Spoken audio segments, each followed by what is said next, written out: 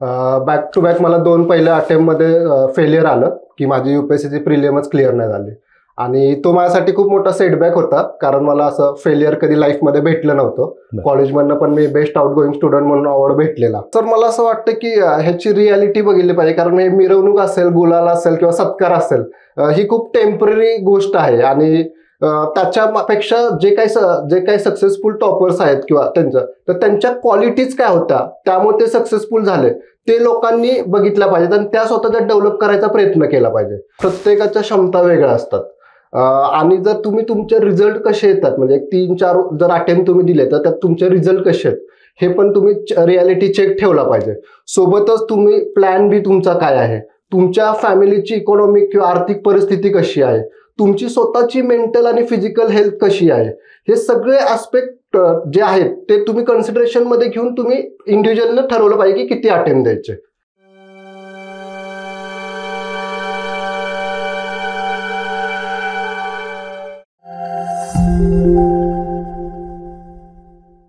नमस्कार, मी किरण निंबोरे, वास्तव कट्ट्यावरती आपल्या सर्वांचं स्वागत.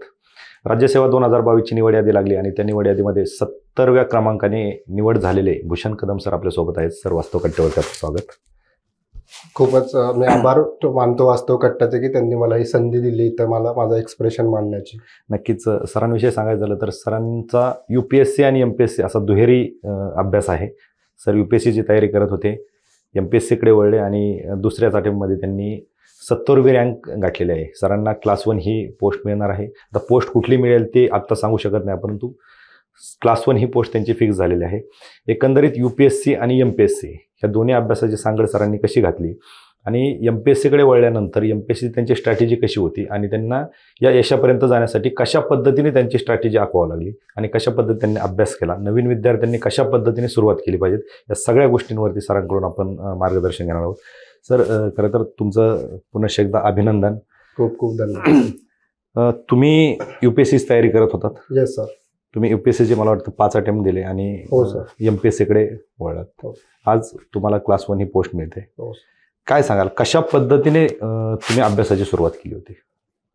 सर, मी 2016मध्ये UPSCची अभ्यासाची सुरुवात केली. मी दिल्लीला गेलेलो आणि तिथे मी माझा ऑप्शनल होता अँथ्रोपॉलॉजी आणि ह्याच्यापासून मी पहिली सुरुवात केलेली. बॅक टू बॅक मला 2 पहिल्या अटेम्प्टमध्ये फेलियर आलं की माझी UPSCची प्रिलिमच क्लिअर नाही झाली आणि तो माझ्यासाठी खूप मोठा सेटबॅक होता, कारण मला असं फेलियर कधी लाईफमध्ये भेटलं नव्हतं. कॉलेजमधनं पण मी बेस्ट आउटगोईंग स्टुडंट म्हणून अवॉर्ड भेटलेला आणि ऑल ऑफ सडन जाऊन ते फेलियर मग मला एक असं कुठेतरी स्वतःला असं एक धक्का टाईप होतं. पण मग ही प्रोसेसच अशी आहे की खूप चांगल्या लोकांनाही अपयश देते किंवा बघावं लागतं. पण मी त्यातून सावरलो आणि मग तिथून पुढे मेन्स दिला. UPSCचे 5 अटेम्प्ट दिले, पण मला जसं सक्सेस डिझायर्ड पाहिजे होतं तसं भेटलं नाही. मग मी विचार केला की स्टेट आपलं ऑब्जेक्टिव्ह चांगलं आहे, तर आपण स्टेट सर्व्हिसेसची MPSC देऊया आपण आणि त्यातून एक पोस्ट सेक्युर करून परत UPSCचा आपण ट्राय करूया. म्हणून मग तसं मी MPSCला स्विच झालो सर. आणि मग मला आता दुसरीच मेन्स होती आणि मग माझा 70 असा रँक आला. मग आता माझी परत मग UPSCची सुरुवात मी करत आहे परत. UPSCच्या अभ्यासाचा MPSC करत असताना काही फायदा झाला? सर नक्कीच. म्हणजे UPSCचा अभ्यासाचं जे कोर पॉलिटी होतं, तिथलं जे मॉडर्न हिस्ट्री होतं किंवा इंडिया आणि वर्ल्ड जिओग्राफी होतं किंवा एन्व्हायरमेंट होतं, ह्या सब्जेक्टचा नक्कीच फायदा झाला, कारण तिथे एक चांगले स्टँडर्ड बुक्स मी रीड केलेले, त्यामुळे माझी कन्सेप्च्युअल क्लॅरिटी चांगली झालेली आणि त्याचा फायदा मला MPSCत नक्कीच झाला. आणि सर्वात मोठा फायदा UPSCचा हा झाला की तिकडे मी एवढ्या मिस्टेक केलेल्या की मला हे तर कळून गेलेलं की आता मिस्टेक काही करायच्या नाहीत. अच्छा. मग हे त्यामुळे मला थोडंसं असं वाटतं की MPSC क्लिअर करण्यामध्ये मला त्याचा खूप फायदा झाला. बरं. तर तुम्ही ज्यावेळेस MPSCकडे वळलात, MPSCची पहिली एक्झाम तुम्ही दिली, पहिला अटेम्प्ट दिला, कशा पद्धतीने तुम्ही सुरुवात केली होती, म्हणजे जेणेकरून तुमच्या अभ्यासाच्या स्ट्रॅटेजीमधून नवीन जे काही विद्यार्थी आहेत किंवा जे जुने विद्यार्थी आहेत त्यांना बरंच शिकायला भेटेल? सर्वात इम्पॉर्टंट गोष्ट मला असं वाटतं की UPSCत मी गायडन्स नव्हता घेतला कुणाचा आणि मी स्ट्रेट फॉरवर्ड माझ्या वेनं जसं वाटायचं तशा गोष्टी करत होतो. MPSC सुरुवात केली तरी लकीली माझे फ्रेंड होते जे ऑलरेडी रँक होल्डर होते किंवा त्यांचा मेन्स भरपूर एक्सपिरियन्स होता. मग त्यांच्याकडून मी गायडन्स घेतला, प्रॉपर एक मेंटरशिप मी घेतली. सोबतच मग मी एक एक्झामची डिमांड समजली की बाबा हा सिलेबस आहे, ही सिलेबसची चौकट आहे, क्वेश्चनची डेप्थ काय आहे, कोणते सोर्सेस फिक्स केले आणि मग त्या सगळ्याची मी सांगड घातली की ह्या तिघांची जर सांगड घातली तर कुठलाही रिझल्ट आणायला सोपं पडतं. मग मी पहिले प्रिलिम असेल तर त्याची रिक्वायरमेंट काय आहे, मेन्स आहे तर त्याची रिक्वायरमेंट काय, हे सगळं पहिलं व्यवस्थित समजून घेतलं. मग माझे सोर्सेस फिक्स केले आणि मग अभ्यासाला सुरुवात केली. बरोबर. परंतु थोडंसं जर आपण डीपमध्ये जर गेलो, तुमच्या अभ्यासात म्हणजे तुमची स्ट्रॅटेजी कशी होती, कशा पद्धतीने तुम्ही सुरुवात केली, कुठलं अभ्यास साहित्य वापरलं? कारण तुम्ही पूर्वी UPSCची तयारी करत होता. बरोबर सर. तुम्ही MPSC कडे वळलात. तुमचा अभ्यास तर झालेला होता. बरोबर. अभ्यास प्रत्येक जण करतो. बरोबर. परंतु कुठंतरी काहीतरी चुका होतात म्हणून ते मागे राहतात. बरोबर. कशा पद्धतीने तुम्ही कुठल्या सब्जेक्टला किती वेटेज देत होते, किती वेळ अभ्यास करत होते, कशा पद्धतीने ह्या गोष्टी सगळ्या लक्षात ठेवत होते, काय सांगाल विद्यार्थ्यांना? बरोबर सर. मी पहिलं की एक PYQचा व्यवस्थित डिटेल स्टडी करून घेतला. त्यानंतर मी एक जे PYQ अनालिसिस असतं, म्हणजे सगळे सांगतात की PYQ अनालिसिस करा, पण हे सांगत नाही की कोण एक्झॅक्टली कसं करा. तर मग त्याच्या भरपूर स्टेजेस आहेत PYQ अनालिसिसच्या, की पहिल्या स्टेजेसमध्ये तुम्ही हे फाइंड आउट केलं पाहिजे की कुठल्या सब्जेक्टवर किती क्वेश्चन्स येत आहेत. मग ते एकदा फाइंड आउट झालं की दुसरी स्टेज तुमची ही पाहिजे की आता सब्जेक्टचं ब्रेकडाऊन कसं आहे. म्हणजे जर मी सपोज हिस्ट्री घेतलं तर समाज सुधारकावर जास्त क्वेश्चन येत आहेत, वृत्तपत्रावर जास्त क्वेश्चन येतात. मग ते स्टेज झाल्यानंतर तुमची नेक्स्ट स्टेज ही पाहिजे की त्यात पण इन्फॉर्मेशन डेप्थ किती लेवलपर्यंत आहे, म्हणजे किती इन्फॉर्मेशन डेप्थवर ते विचारत आहेत. बरोबर. आणि अशा तुमच्या PYQ अनालिसिसच्या स्टेजेस वाढत गेल्या पाहिजेत. आणि मग तुमचा एक कुठला तरी सोर्स फिक्स केला पाहिजे. आणि सर्वात इम्पॉर्टंट की तुमची एक शॉर्ट नोट तुमची स्वतःची तयार झाली पाहिजे, जेणेकरून तुम्ही एक्झामच्या आधी 8 ते 10 वेळा रिव्हिजन करू शकाल चांगल्या पद्धतीनं. आणि मग जेवढी चांगली रिव्हिजन कराल तेवढं तुम्हाला चांगला कॉन्फिडन्स भेटतो त्यातून, आणि मग एक्झामला खूप फायदा होतो. अगदी बरोबर. ज्यावेळेस तुम्ही सांगितलं की हे अनालिसिस व्यवस्थित होणं गरजेचं आहे, ज्यावेळेस विद्यार्थी नवीन अभ्यास करायला येतो, बरोबर, त्यावेळेस मुख्य परीक्षा आणि पूर्व परीक्षा कुठला स्टडी ची सुरुवात करायची, म्हणजे मुख्य परीक्षा आधी करायची की पूर्व परीक्षा आधी करायची, कशी सांगड घातली पाहिजे, तुम्ही काय केलं? मला असं वाटतं की आता जर आपण पॅटर्न बघितला तर पूर्व परीक्षा आणि मुख्य परीक्षामध्ये जास्त फरक राहिलेला नाहीये. मुख्यचे जेवढे काय विषय आहेत त्यावरचे सगळे क्वेश्चन पूर्व परीक्षेला येत आहेत. तर मला असं वाटतं की एकदा तुम्ही जरा परीक्षेत उतरला तर मुख्य परीक्षेचा व्यवस्थित अभ्यास करून एकदा घेतला पाहिजे. जर तुम्ही तो अभ्यास जर सगळा करून घेतला तर नक्कीच तुम्हाला पूर्व क्लिअर करायला काहीच प्रॉब्लेम नाही येणार. त्यामुळे मुख्यचा अभ्यास जर पूर्ण केला ना तर तो आपल्याला कॉन्फिडन्स देतो. जर फक्त पूर्वला जर आपण टार्गेट करायला गेलो तर मग आपला स्कोर नेहमी असा बॉर्डरवर राहतो. बरोबर. आता नवीन विद्यार्थी ज्यावेळेस येतात त्यावेळेस काहीतरी त्यांना मार्गदर्शनाची गरज असते. आता मार्गदर्शन खूप मिळतं. बरोबर. युट्यूब आहे, वेगवेगळे सोशल मीडियावरचे प्लॅटफॉर्म आहेत, त्याच्यावरून त्यांना माहिती कळते. बरोबर. सगळ्या गोष्टी होतात. काही विद्यार्थी क्लासेसकडे वळतात, काहींचे पर्सनल मेंटरशिप असतात. तुम्ही काय सांगाल की खरं स्पर्धा परीक्षेमध्ये जर यश मिळवायचं असेल तर क्लासेस असतील किंवा मार्गदर्शक असतील यांचं किती महत्व असतं? सर, मला ह्यांचा रोल खूपच मोठा वाटतो. म्हणजे असं आहे की जर आपल्याला एका डायरेक्शन मध्ये पोहोचायचं, म्हणजे ते शिखर गाठायचं, तर तुम्ही जर राईट पाथ चूज नाही केला किंवा एक रस्ता व्यवस्थित नाही पकडला तर तुम्ही तिथं कधी पोहोचूच शकत नाही. आणि मग जे काही मार्गदर्शक असतात किंवा क्लास असतात पण ते जेन्युइन पाहिजे, तुमच्या जवळचे पाहिजेत, तुमच्या प्रॉपर माहितीतले पाहिजेत, जे करून तुम्हाला रेग्युलर तुम्हाला ते मेंटरशिप किंवा गाईड करतील. बरोबर. तर ते मला खूपच आवश्यक वाटतं एखादी एक्झाम क्रॅक करायला. बरोबर. ज्यावेळेस अभ्यास करताना प्रत्येक जण अभ्यास करत असतो, परंतु मी प्रत्येक वेळेस विचारत असतो की विद्यार्थ्यांनी कुठल्या चुका टाळल्या पाहिजेत. कारण चुका होतात म्हणून आपण अपयश ठरतो. बरोबर. आणि त्या चुकांवरती जर मात आपण करत जर गेलो तर निश्चित यश मिळतं. काय सांगाल तुम्ही की तुमच्या अभ्यासामध्ये तुम्ही काय चुका केल्या आणि त्याच्यावरती कशा पद्धतीने मात करत गेले, किंवा नवीन विद्यार्थ्यांनी कुठल्या चुका अवॉइड केल्या पाहिजेत? ओके सर, मला तर माझं UPSCच्या जर्नीचं एक्झाम्पल देऊन सांगायला आवडेल. कारण मी ज्या डायरेक्ट दिल्लीला गेलो तर मला काहीच आयडिया नव्हती UPSC काय आहे, कसं आहे. तर मी जे काही मार्केटमध्ये पुस्तक सापडायचं ते मी वाचायचो. म्हणजे माझा पहिल्या वर्षी अँथ्रोपॉलॉजी ऑप्शनल होता आणि मी 20 पुस्तकं त्याची वाचून काढलेली. आणि ते असं होतं की ते 4-5 पुस्तकं वाचून पण त्या सब्जेक्टचं काम होऊ शकलं असतं. त्यामुळे तुम्ही जे येतं ना तर आपण काय करतो, एका टॉपरचं एक पुस्तक असतं, दुसऱ्या टॉपरचं दुसरं, किंवा तिसऱ्या टॉपरचं 3 असतं, तर आपण 3 पुस्तकं वाचायचा प्रयत्न करतो. पण त्याच्याऐवजी तुम्ही एकच कोणतं जे तुम्हाला सुटेबल वाटतंय ते चूज केलं पाहिजे आणि त्याला स्टिक राहिलं पाहिजे.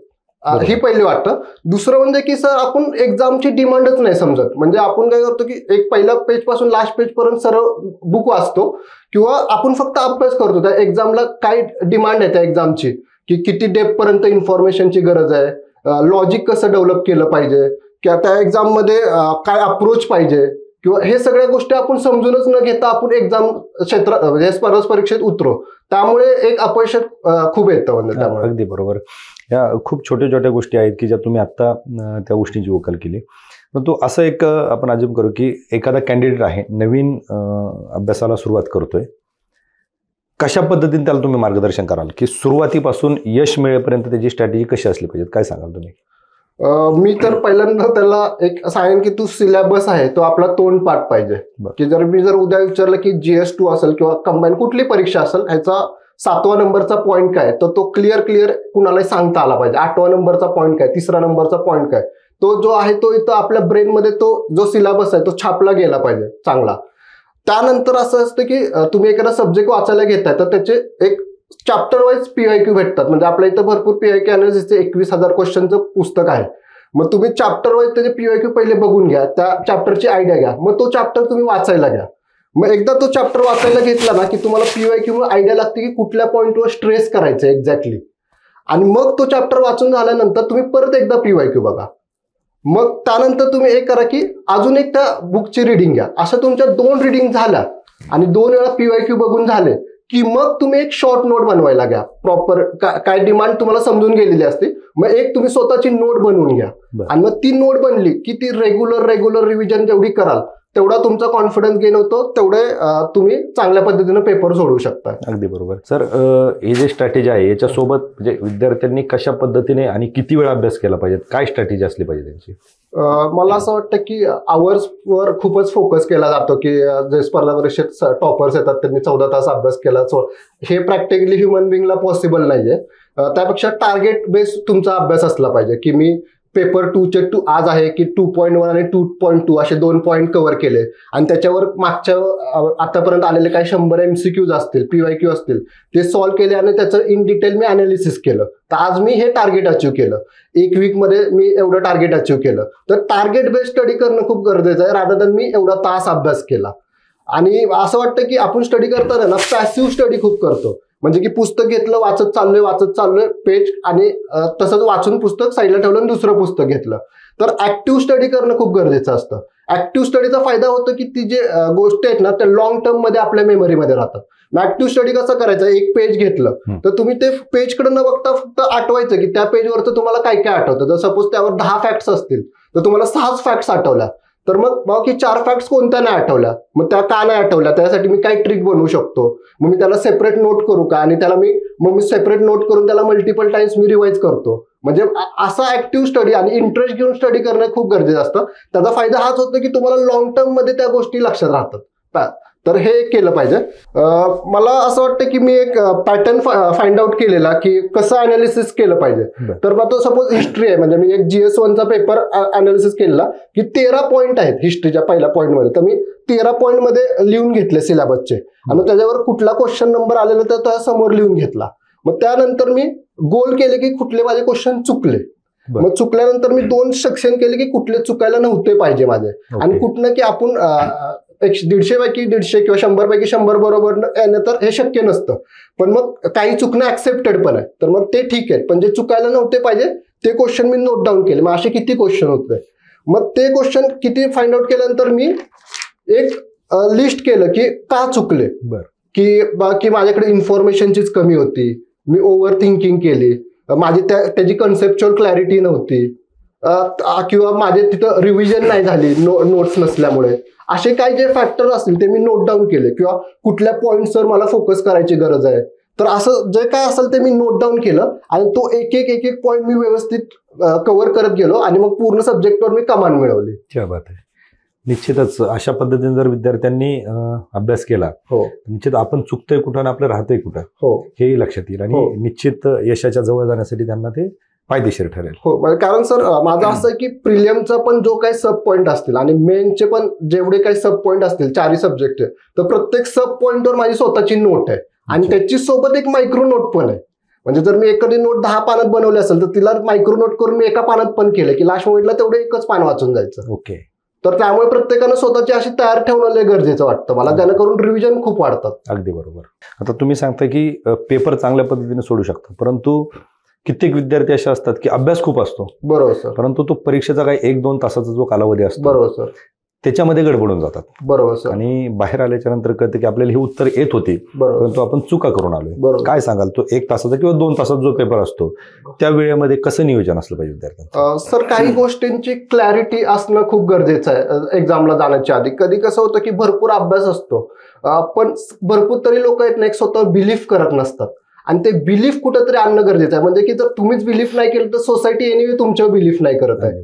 त्यामुळे ते बिलीफ ठेवणं की माझा अभ्यास आहे आणि मी सगळे जे काही ऍस्पेक्ट असतात एक्झामचे ते मी कव्हर केलेले आहेत. लास्ट मोमेंट मी रिव्हिजन केलेली आहे.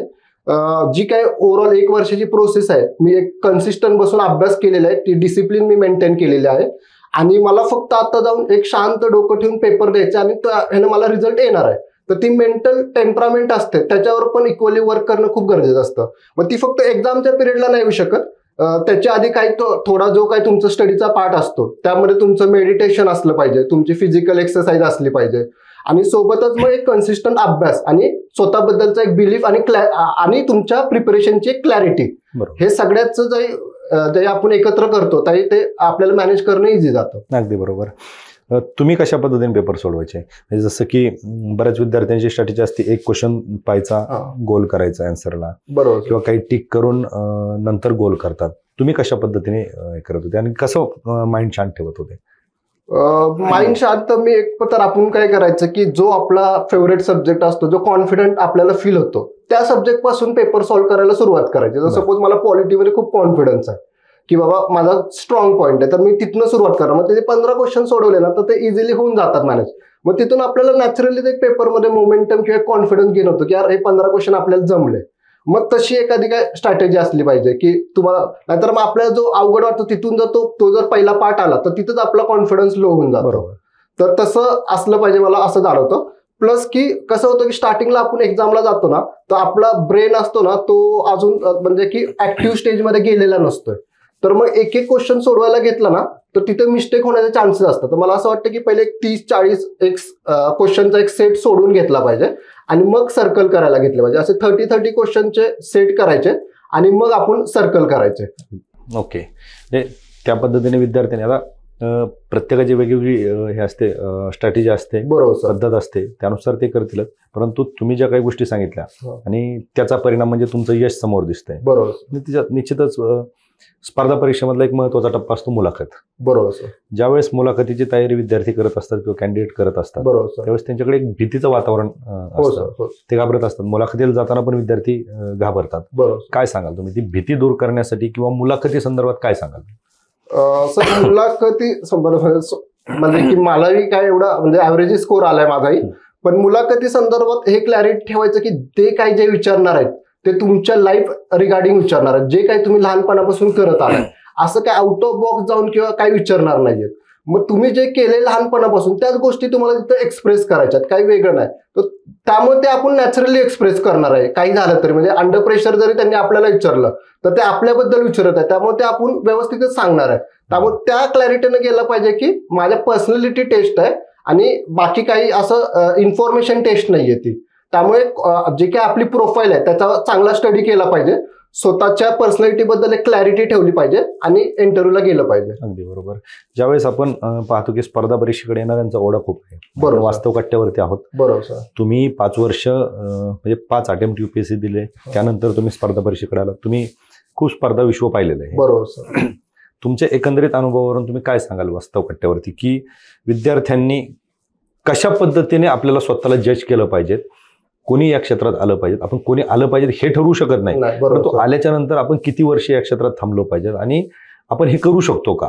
बरोबर सर. बरोबर. हे विद्यार्थ्यांनी समजून घेतलं पाहिजे. तुम्ही काय सांगाल? सर, ह्याबद्दल मला असं सांगायला आवडेल की प्रत्येकाच्या क्षमता वेगळ्या असतात, आणि जर तुम्ही तुमचे रिझल्ट कसे येतात, म्हणजे 3-4 जर अटेम्प्ट तुम्ही दिले तर त्यात तुमचे रिझल्ट कसे आहेत हे पण तुम्ही रियालिटी चेक ठेवला पाहिजे. सोबतच तुम्ही प्लॅन बी तुमचा काय आहे, तुमच्या फॅमिलीची इकॉनॉमिक किंवा आर्थिक परिस्थिती कशी आहे, तुमची स्वतःची मेंटल आणि फिजिकल हेल्थ कशी आहे, हे सगळे ऍस्पेक्ट जे आहेत ते तुम्ही कन्सिडरेशन मध्ये घेऊन तुम्ही इंडिव्हिज्युअलनं ठरवलं पाहिजे की किती अटेम्प्ट द्यायचे. ह्यामध्ये तुम्ही कम्पेअर नाही करू शकत की यांनी 8 दिले तर मी पण 8 देतो. प्रत्येकाची परिस्थिती वेगळी असते. त्यामुळे मला असं वाटतं की ह्या सगळ्यांच्या गोष्टींचा विचार करून एखाद्याने ठरवलं पाहिजे की किती अटेम्प्ट दिले पाहिजेत. अगदी बरोबर. याच्यामध्ये कित्येक विद्यार्थी असे असतात की आज तुमचं सिलेक्शन झालं, तुमचा सत्कार झाला, तुमची भाषणं होतात, तुमची वास्तवकट्ट्यावरती मुलाखत होते, बरोबर सर. हे पाहतात, मोटिवेट होतात आणि या क्षेत्राकडे वळतात. बरोबर सर. किंवा दुसरी याची ही बाजू आहे की त्यांचे पालक या सगळ्या गोष्टी पाहत असतात आणि आपल्या पाल्याने, आपल्या मुलाने, आपल्या मुलीने या क्षेत्राकडे गेलं पाहिजेत, अशाच पद्धतीने अधिकारी झालं पाहिजेत. बरोबर सर. कारण हे जे ग्लॅमरस लाईफ आहे बरोबर. हे प्रत्येक जण पाहत असतो, बरोबर. अधिकार पाहत असतो, प्रत्येकाला वाटतं की या क्षेत्रात यायचं. काय सांगाल तुम्ही? सर मला असं वाटतं की ह्याची रियालिटी बघितली पाहिजे, कारण हे मिरवणूक असेल, गुलाल असेल किंवा सत्कार असेल, ही खूप टेम्पररी गोष्ट आहे आणि त्याच्यापेक्षा जे काही सक्सेसफुल टॉपर्स आहेत किंवा त्यांच्या क्वालिटीज काय होत्या, त्यामुळे ते सक्सेसफुल झाले, ते लोकांनी बघितल्या पाहिजेत आणि त्या स्वतःच्या डेव्हलप करायचा प्रयत्न केला पाहिजे. आणि ही स्पर्धा परीक्षा एक म्हणजे रँक आणणे एक वेगळी गोष्ट आहे, पण ती पोस्ट घेऊन त्याच्या ज्या जबाबदाऱ्या येणार आहे ती खूपच मोठी गोष्ट आहे. तर मग गव्हर्नमेंट ऑफिसला व्हिजिट करून तिथं किती मोठी जबाबदारी आहे किंवा आपल्या लाईफमध्ये किती मोठी जबाबदारी पार पाडावी लागणार आहे ह्याचा अनुभव घेतला पाहिजे आणि मग इमोशनल डिसिजन न घेता प्रॅक्टिकल डिसिजन घेतला पाहिजे. कारण मग कसं असतं की इथे एमपीएससी मध्ये येणाऱ्या पण प्रत्येक मुलाची एक स्ट्रगल स्टोरी असते, म्हणजे की जस्ट मी आज रँक होल्डर आहे म्हणून मी काहीतरी माझी स्ट्रगल स्टोरी क्रिएट करण्यात काही अर्थ बनत नाही. म्हणजे ऍक्च्युअली माझी नाहीये, पण मी एक लकी आणि ब्लेस्ड होतो की मला काही स्ट्रगल तेवढं फेस करायला लागलं नाही घरून चांगलं असल्यामुळे. तर त्यामुळे मला असं वाटतं की मला तर जास्त कौतुक आहे ते ग्रामीण किंवा दुर्गम भागातून येणारी जी मुलं आहेत त्यांची परिस्थिती खूपच नाजूक असते, किंवा ज्या मुली आहेत किंवा लग्न झालेल्या मुली आहेत त्यांना खूपच गोष्टींना, समस्यांना सामोरं जावं लागतं आणि त्यातून त्यांना अभ्यास करावा लागतो. त्यामुळे प्रत्येक जे मुलं आहेत किंवा मुली आहेत त्यांचे एक वेगळे चॅलेंजेस आहेत. त्यामुळे प्रत्येकानं त्यांचं बॅकग्राऊंड, त्यांचं सगळं समजून ह्या स्पर्धा परीक्षेत आलं पाहिजे. कारण काही लोकांची परिस्थिती खूप नाजूक असली तर त्यांनी त्यांची एक रिस्पॉन्सिबिलिटी पण घेतली पाहिजे की आपल्या आई वडिलांना आपण किती दिवस डिपेंड राहायचं, हे सगळ्या गोष्टींचा विचार करून तुम्ही स्पर्धा परीक्षेत आलं पाहिजे. आणि हे सत्कार, हे गुलाल, हे टेम्पररी ऍस्पेक्ट आहे, ते साईड लाईन ठेवला पाहिजे. अगदी अगदी बरोबर. निश्चितच पालकांनी आणि विद्यार्थ्यांनी या गोष्टींचा विचार करणं तेवढंच गरजेचं आहे. बरोबर सर, आपण तुमच्या अभ्यास पद्धतीवर याच्यावर सर्व बोललो. तुम्ही 5 अटेम्प्ट युपीएससीचे दिले, सर. त्यानंतर राज्यसेवेचे 2 अटेम्प्ट दिले. बरोबर. आज तुम्ही यशाच्या शिखरावरती आहात. बरोबर. काय ज्यावेळेस कसं असतं, तुम्ही 5 वर्ष दिल्लीला घालवले. बरोबर सर. घालवले म्हणता येणार नाही, त्या या यशाचा तो एक भाग आहे. बरोबर सर. परंतु कुटुंबाकडून कुठेतरी अपेक्षा असतात. 5-6 वर्ष झाले अभ्यास करताय, ज्यावेळेस रिझल्ट लागला त्यावेळेची काय परिस्थिती होती? सर एक म्हणजे फ्रँकली सांगायला गेलो ना तर मग आमच्या घरांमध्ये असं कुठल्या गोष्टीमध्ये एक्साइटमेंट नसते. म्हणजे रिझल्ट आला तरी म्हणजे खुश होते, असं नाही बोला, सगळे खुश होते, पण एक इमोशनल स्टॅबिलिटी आमच्या घरात सगळ्यांकडेच आहे. म्हणजे की कुठली तरी खूप चांगली गोष्ट झाली तर खूप एक्साइटेड होत नाहीत आणि खूपच असा वाईट टाइम आला तर एकदम खचून पण नाही जात. तर मग तो इमोशनल बॅलन्स नेहमी मेंटेन आमच्या घरात राहतो. मग ते एक चांगली गोष्ट आहे की खुश होते आणि त्यांना एक आनंद झाला. मग त्यांचं हे होतं की आई होती की हा चल आता जो रँक आला आता युपीएससीच्या तयारीला लाग. अगदी बरोबर. निश्चितच, कारण तुमचं स्वप्न जे होतं ज्याच्यासाठी तुम्ही दिल्लीला 5 वर्ष घालवले, बरोबर, आज तुम्ही सांगितलं की एक स्टॅबिलिटी येण्यासाठी कुठेतरी तुम्ही राज्यसेवेकडे आलात, राज्यसेवेतून तुम्ही पोस्ट घेतली, आता तुम्ही युपीएससीचा अभ्यास करताय. निश्चितच युपीएससीमध्ये देखील तुम्हाला यश मिळेल आणि तुमची जी काही आवडती पोस्ट आहे ज्याच्यासाठी तुम्ही आयुष्यातील 5-6 वर्ष घालवले ते सार्थकी ठरतील. आपण वास्तव कट्ट्यावरती आलात आणि विद्यार्थ्यांना बहुमूल्य असं मार्गदर्शन केलं, अभ्यासासंदर्भात मार्गदर्शन केलं, त्याबद्दल आपलं खूप खूप आभार. मी पण वास्तव कट्ट्याचा आभार मानेन, कारण हा कट्टा भरपूर मुलांपासून म्हणजे हा पोहोचलेला आहे आणि एक चांगला संदेश देण्याची संधी मला ह्या वास्तव कट्ट्या निमित्त भेटली. त्यामुळे मी खूप वास्तव कट्ट्याचा आभार मानतो. थँक्यू. Thank you sir.